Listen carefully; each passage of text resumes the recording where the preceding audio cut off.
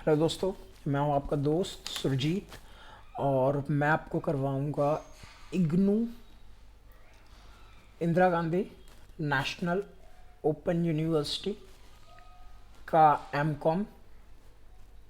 ठीक, फ़िलहाल दोस्तों मैं एम कॉम से स्टार्ट कर रहा हूं और धीरे धीरे इसके अंदर एम कॉम के दोनों ईयर कंप्लीट होने के बाद बी कॉम, मतलब इग्नू के मोस्ट ऑफ द सिलेबस जो होंगे, मोस्ट ऑफ द कोर्सेज होंगे, मैं उसे अपलोड कर दूंगा इस चैनल में। तो आप भी सब्सक्राइब कीजिए, अपने दोस्तों को भी कहिए सब्सक्राइब करें ताकि ज़्यादा से ज़्यादा आपको बेनिफिट मिल सके।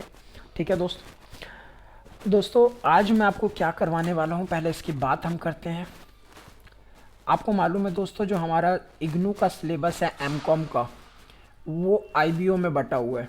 ठीक है दोस्तों, हमारे पास यहाँ पे टोटल 6 आईबीओ हैं। ठीक, ये हमारे पास, मैं फर्स्ट ईयर की बात कर रहा हूँ। ठीक है दोस्तों, ये मैं इग्नू फर्स्ट ईयर की बात कर रहा हूँ एम कॉम की। ठीक, तो आईबीओ फर्स्ट जो है दोस्तों आपका, वो है इंटरनेशनल इंटरनेशनल बिजनेस एनवायरनमेंट। और इसके अंदर जो हमारे पास जो आईबीओ फर्स्ट है, इसके कुछ मॉड्यूल्स हैं, 5 मॉड्यूल्स हैं। ठीक, पहला मॉड्यूल हम करेंगे आज। ठीक, पहले मॉड्यूल में हमारे पास जो टॉपिक्स हैं, पहला है इंट्रोडक्शन। इंट्रोडक्शन है तो आप समझ सकते हैं, हम इसकी बात करेंगे यहाँ पे। उसके बाद दोस्तों दूसरा जो हम इसके अंदर टॉपिक करेंगे, वो करेंगे बैलेंस ऑफ पेमेंट। दोस्तों इसके अंदर एक टॉपिक और हम करेंगे, वो करेंगे ट्रेड पॉलिसी।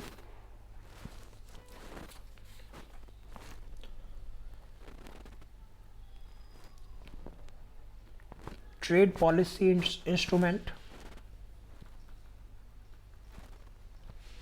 ठीक दोस्तों, इसके अलावा हमें एक और टॉपिक करना है इसके अंदर, थियरीज। ठीक, थियरीज वैसे तो आपका दूसरा टॉपिक है इस मॉड्यूल में, लेकिन मैं इसे 4th नंबर पे करवाऊंगा। तो दोस्तों हमारे पास यहाँ पे 4 टॉपिक है total: introduction, balance of payment, trade policy instrument और theories of trade, international trade.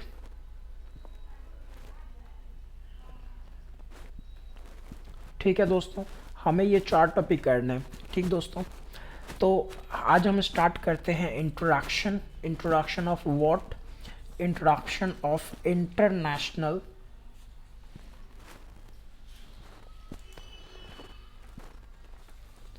Business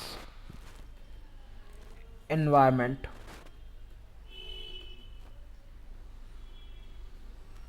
ठीक दोस्तों यहाँ पे एक छोटी सी बात आप समझिएगा कि जब हम इंटरनेशनल बिजनेस एनवायरनमेंट की बात करते हैं तो एक यहाँ पे टर्म आता है बिजनेस। ठीक दोस्तों, इसके अलावा एक और टर्म आता है हमारे पास, इंटरनेशनल बिजनेस।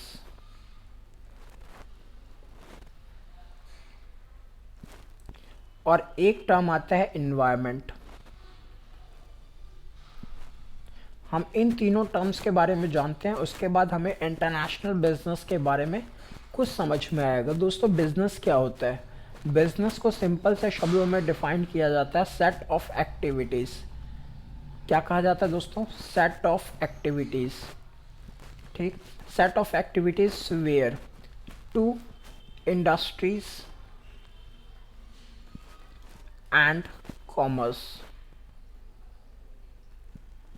ठीक, इंडस्ट्री क्या होता है दोस्तों? उद्योग। और कॉमर्स क्या होता है? वाणिज्य। इसका मतलब है जो इंडस्ट्री और कॉमर्स में जो सेट ऑफ एक्टिविटीज़, जो क्रियाएं की जाती हैं, उन्हें क्या कहा जाता है दोस्तों? उसे बिजनेस कहा जाता है। ठीक है, when such activities are conducted across political boundary,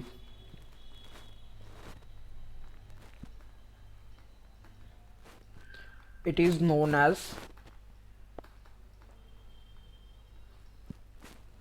international business. International business बहुत सिंपल से शब्दों में कि जब जो एक्टिविटीज़ की जाती हैं किसी उद्योग या वाणिज्य, किसी इंडस्ट्री या कॉमर्स में, उसे बिजनेस कहा जाता है। और जब यही एक्टिविटीज़, यही क्रियाएं हमारी पॉलिटिकल बाउंड्रीज़ के बाहर की जाती है तो इसे इंटरनेशनल बिजनेस कहा जाता है। ठीक है दोस्तों, अब बात करते हैं इन्वायरमेंट क्या है। दोस्तों बहुत से सिंपल से शब्दों में जो इन्वायरमेंट होता है वो सराउंडिंग्स होता है। क्या होता है? सराउंडिंग्स। सराउंडिंग्स मतलब क्या चीज़ है? आसपास की चीज़ें। एक फर्म है, ठीक, ये फर्म जिन चीज़ों से घिरा हुआ है उसे सराउंडिंग्स कहा जाता है। किसी का फ़ोन आ गया, देख लेते हैं कौन है। एक मिनट होल्ड कीजिएगा। हेलो, नमस्ते। हाँ जी, चलिए कोई दिक्कत नहीं, आ जाइए। हेलो, चलिए वापस आ गया मैं। ओके दोस्तों, हमने जाना कि इंटरनेशनल बिजनेस एनवायरनमेंट जो सब्जेक्ट है इसका मतलब क्या है। सबसे पहली बात तो हमने आपको बताया कि बिज़नेस क्या होता है। सेट ऑफ एक्टिविटीज़ जो किसी इंडस्ट्री और कॉमर्स में की जाती है, चाहे वो सेल हो, चाहे वो परचेज हो, मार्केटिंग इसका एक टर्म है, मार्केटिंग, ठीक। उसके बाद एडवर्टीजमेंट, ठीक। ऐसी बहुत सारी एक्टिविटीज़ है दोस्तों जो किसी कॉमर्स या इंडस्ट्री में की जाती है। तो इन एक्टिविटीज़ को बिजनेस कहा जाता है, ठीक है। जब यही activities across the political boundary की जाती है, मतलब पॉलिटिकल बाउंड्री के पार की जाती है, मतलब दूसरी तरफ की जाती है, तो इंटरनेशनल बिजनेस कहलाता है। और इन्वायरमेंट का मतलब होता है किसी फर्म के जो ऐसी चीज़, ऐसी जगह, मतलब कुछ ऐसा जिससे फर्म पूरी तरह से घिरा हुआ है, वो उसकी एनवायरनमेंट कहलाता है। ठीक है दोस्तों, अब थोड़ा सा और कॉन्सेप्ट को आगे ले चलते हैं। तो हमारे पास एक होता है डोमेस्टिक बिजनेस, एक होता है दोस्तों डोमेस्टिक बिजनेस, और एक होता है इंटरनेशनल बिजनेस। इंटरनेशनल बिजनेस, ठीक दोस्तों, बिजनेस ये भी है, बिजनेस ये भी है। और अगर मैं इन बिजनेस के ऑब्जेक्टिव्स की बात करूं, ऑब्जेक्टिव्स, तो इनकी ऑब्जेक्टिव होती है profit making through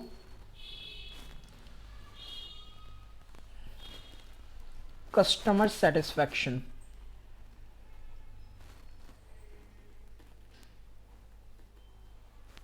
and social welfare.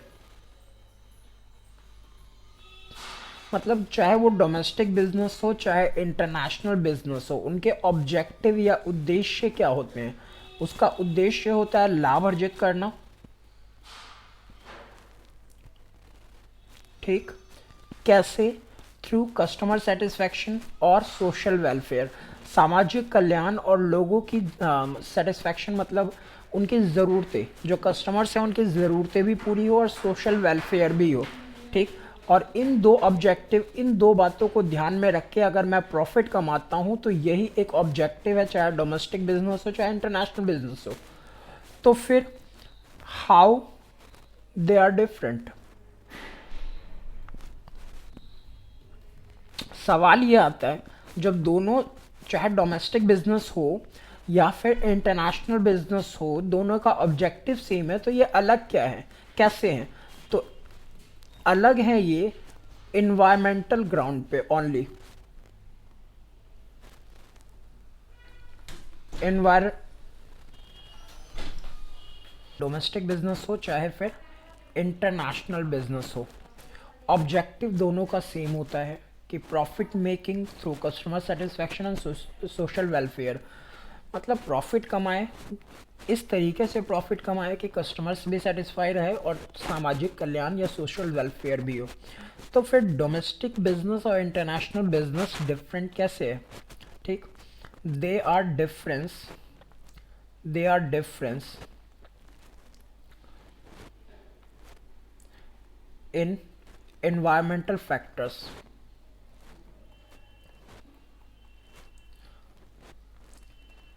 Environmental factor in overseas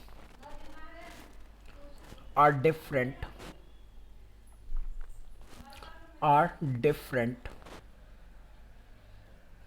as compared to domestic market. इसका मतलब दोस्तों क्या है कि डोमेस्टिक बिजनेस और इंटरनेशनल बिजनेस का ऑब्जेक्टिव सेम होते हुए भी दोनों में अंतर है उनके इन्वायरमेंटल फैक्टर्स का। ठीक, कि दोनों के इन्वायरमेंटल फैक्टर्स अलग अलग हैं। मतलब डोमेस्टिक बिजनेस में अलग इन्वायरमेंट मिलता है और इंटरनेशनल बिजनेस में अलग इन्वायरमेंट मिलता है। तो अगर आपसे कोई पूछता है कि दोनों में डिफरेंस क्या है, तो दोनों में डिफरेंस उनके इन्वायरमेंटल फैक्टर्स का है। ठीक दोस्तों, मैंने आपको बताया था कि इन्वायरमेंट क्या होता है। दोस्तों इन्वायरमेंट होता है जो हमारे सराउंडिंग्स है।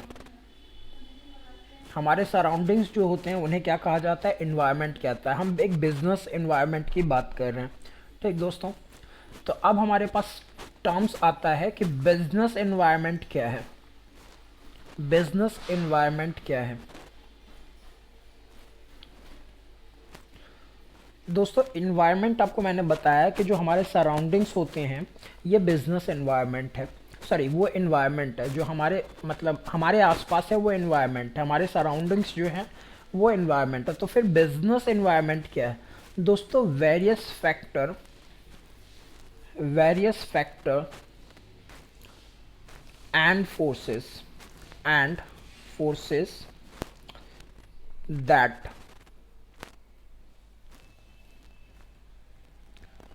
surrounding the firms and impact the outcome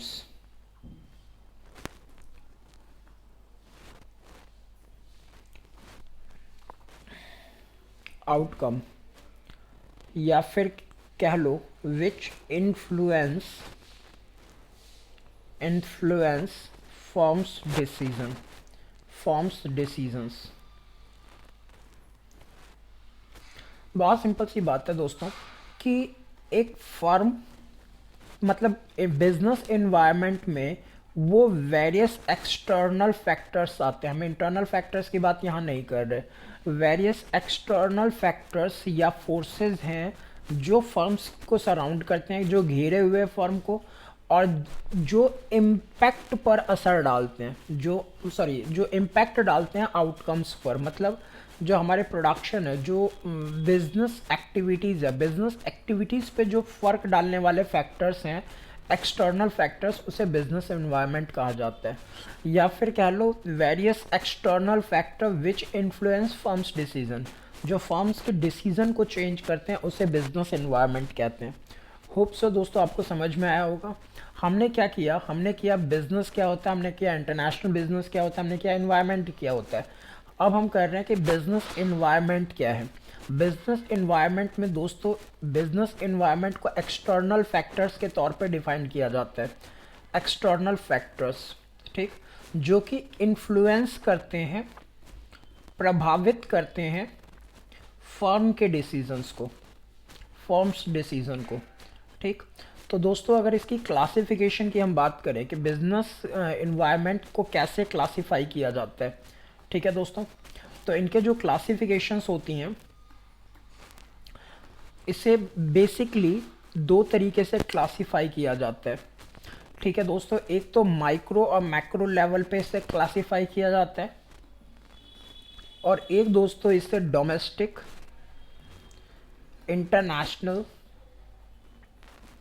international और ग्लोबल लेवल पे क्लासिफाई किया जाता है। मतलब इसके क्लासिफिकेशन के दो बेसिस हैं।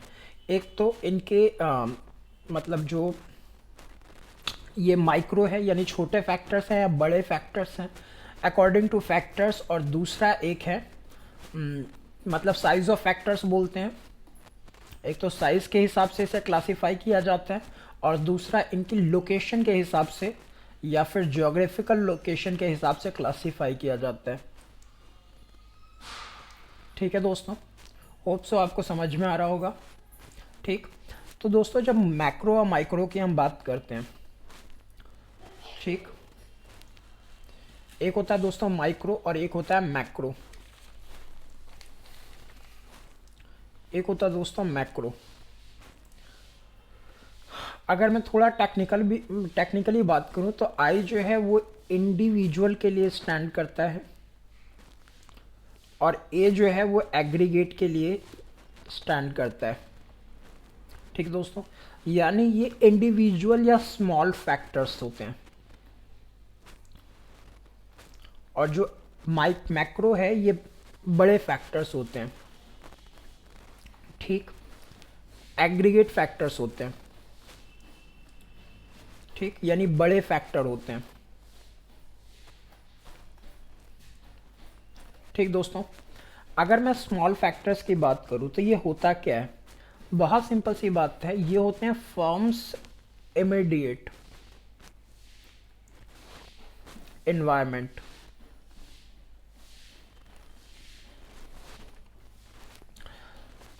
which influence forms decision।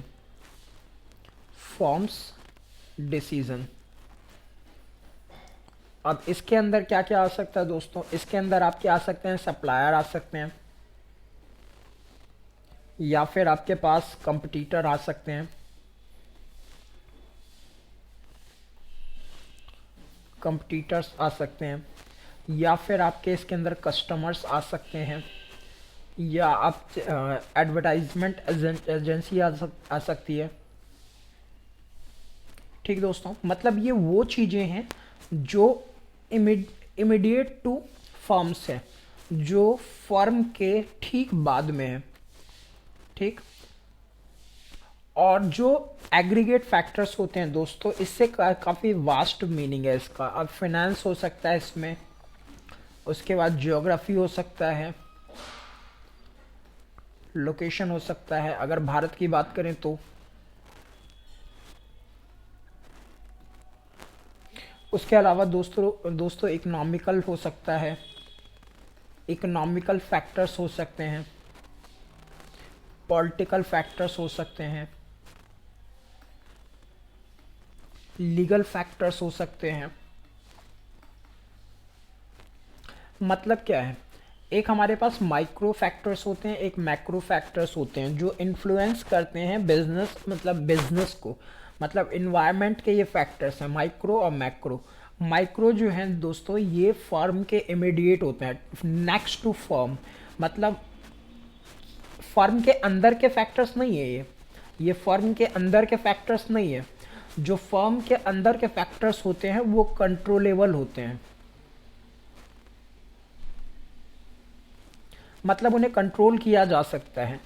In factors को आप कंट्रोल नहीं कर सकते, ये बाहर हाँ, इनके लिए आप स्ट्रेटजीज जरूर बना सकते हो, लेकिन इन फैक्टर्स को आप कंट्रोल नहीं कर सकते। लेकिन ये सारे factors next to the firm होते हैं। बात समझ में आ रहा है? इसका मतलब है फर्म को सबसे ज़्यादा इफेक्ट करने वाले और बिल्कुल नज़दीक में होते हैं।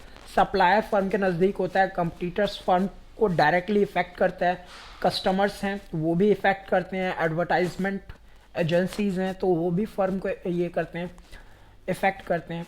मैक्रो जो होता है ये इमीडिएट टू फर्म नहीं होता, ये ठीक साथ में फर्म के नहीं होता, लेकिन फिर भी फर्म को प्रभावित करते हैं। इसमें फाइनेंस हो गया, पैसा हो गया, ज्योग्राफिकल लोकेशन जहाँ पे बिजनेस चल रहा है, इकोनॉमिकल कंडीशन, जिस देश में बिजनेस हम कर रहे हैं उसका इकोनॉमिकल कंडीशन क्या है, वहाँ की पॉलिटिक्स कैसी है, वहाँ लीगल स्ट्रक्चर क्या है, ये सारे के सारे इसके मैक्रो फैक्टर्स हैं। होप सो आपको समझ में आ रहा होगा। ठीक दोस्तों, जो अब दूसरी क्लासिफिकेशन है दोस्तों, उसमें आपके पास आ जाता है डोमेस्टिक, उसके बाद इंटरनेशनल, इंटरनेशनल और ग्लोबल फैक्टर्स। ठीक है दोस्तों, डोमेस्टिक, इंटरनेशनल और ग्लोबल फैक्टर। दोस्तों ये क्या होता है?